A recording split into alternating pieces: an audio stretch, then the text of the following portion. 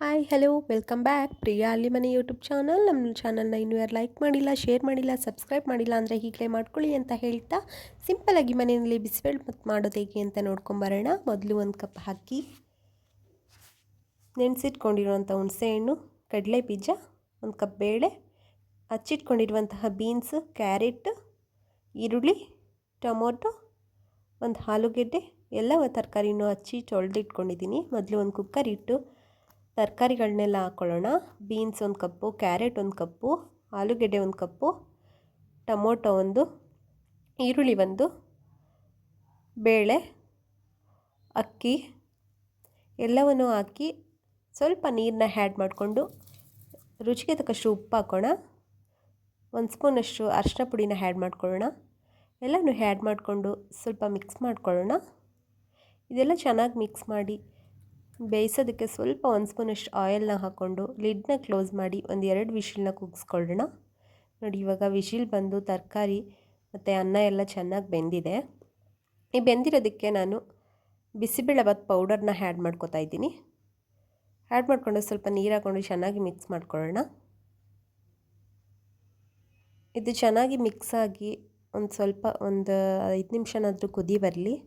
ಅದು ಬಂದ ನಂತರ ನಾನು ನೆನೆಸಿಟ್ಕೊಂಡಿರುವಂಥ ಹುಣಸೆ ಹುಳಿನ ಆ್ಯಡ್ ಮಾಡ್ಕೊತಾ ಇದ್ದೀನಿ. ಆ್ಯಡ್ ಮಾಡಿಕೊಂಡು ಚೆನ್ನಾಗಿ ಮಿಕ್ಸ್ ಮಾಡ್ಕೊಳ್ಳೋಣ. ಅದಕ್ಕೆ ನಾನು ಸ್ಪೈಸಿಗೆ ಅಂತ ಹೇಳಿ 1 ಸ್ಪೂನಷ್ಟು ಅಚ್ಕಾರದ ಪುಡಿನ ಆ್ಯಡ್ ಮಾಡ್ಕೊತಾ ಇದ್ದೀನಿ. ಆ್ಯಡ್ ಮಾಡಿಕೊಂಡು ಚೆನ್ನಾಗಿ ಕುದಿ ಬರಲಿ. ರುಚಿಗೆ ತಕ್ಕಷ್ಟು ಉಪ್ಪು ಎಲ್ಲನೂ ಆ್ಯಡ್ ಮಾಡಿಕೊಂಡು ಮಿಕ್ಸ್ ಮಾಡಿ ಕುದಿಸೋಕೆ ಇಟ್ಕೊಳ್ಳೋಣ. ಅಷ್ಟರಲ್ಲಿ ಇವಾಗ ಒಗ್ಗರಣೆ ಮಾಡ್ಕೊಳ್ಳೋಣ. ಮೊದಲು ಒಂದು ಪ್ಯಾನ್ ಇಟ್ಟು 1-2 ಸ್ಪೂನಷ್ಟು ಆಯಿಲ್ ಹಾಕಿ ಸ್ವಲ್ಪ ಸಾಸಿವೆ, ಅದು ಉದ್ದಕ್ಕೆ ಹಚ್ಚಿಟ್ಕೊಂಡಿರುವಂಥ ಒಂದು ಈರುಳ್ಳಿ ಹಾಕ್ಕೊಳ್ಳೋಣ. ಅದಕ್ಕೆ ಸ್ವಲ್ಪ ಕಡಲೆ ಬೀಜನೂ ಆ್ಯಡ್ ಮಾಡ್ಕೊಳ್ಳೋಣ. ಆ್ಯಡ್ ಮಾಡ್ಕೊಂಡು ಸ್ವಲ್ಪ ಚೆನ್ನಾಗಿ ಫ್ರೈ ಮಾಡ್ಕೊಳ್ಳೋಣ. ಅದಕ್ಕೆ ಒಂದು 3-4 ಒಣಮೆಣಸೆ ಹಣ್ಣನ್ನು ಆ್ಯಡ್ ಮಾಡ್ಕೊಳ್ಳೋಣ. ಇದು ಚೆನ್ನಾಗಿ ಸ್ವಲ್ಪ ಫ್ರೈ ಮಾಡ್ಕೊಳ್ಳೋಣ. ಕೊನೆಯಲ್ಲಿ ಸ್ವಲ್ಪ ಕರಿಬೇವನ್ನ ಆ್ಯಡ್ ಮಾಡ್ಕೊಳ್ಳೋಣ. ಆ್ಯಡ್ ಮಾಡ್ಕೊಂಡು ಚೆನ್ನಾಗಿ ಫ್ರೈ ಆದ ನಂತರ ಬಿಸಿಬೇಳೆಬಾತ್ ಏನು ಕುದೀತಾ ಇದೆಯಲ್ವ ಅದಕ್ಕೆ ಆ್ಯಡ್ ಮಾಡಿಕೊಂಡು ಚೆನ್ನಾಗಿ ಮಿಕ್ಸ್ ಮಾಡಿದ್ರೆ ರೆಡಿ ಆಗುತ್ತೆ ಸೂಪರ್ ಟೇಸ್ಟಿಯಾಗಿ ಮನೆಯಲ್ಲೇ ಬೆಳಗಿನ ಟಿಫನ್ಗೆ ಬಿಸಿ ಬಿಸಿ ಬಿಸಿಬೇಳೆಬಾತ್. ಕೊನೆಯಲ್ಲಿ ಕೊಬ್ಬರಿ ತುರಿನ ಆ್ಯಡ್ ಮಾಡಿಕೊಂಡ್ರೆ ರುಚಿಕರವಾದಂಥ ಬಿಸಿಬೇಳೆಬಾತು ರೆಡಿ ಆಗುತ್ತೆ.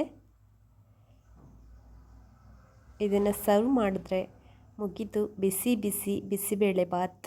ನಮ್ಮ ಚಾನಲ್ನ ಲೈಕ್ ಮಾಡಿ, ಶೇರ್ ಮಾಡಿ, ಸಬ್ಸ್ಕ್ರೈಬ್ ಮಾಡಿ, ಹೀಗೆ ಸಪೋರ್ಟ್ ಮಾಡಿ ಅಂತ ಹೇಳ್ತಾ thanks to watching in my all videos.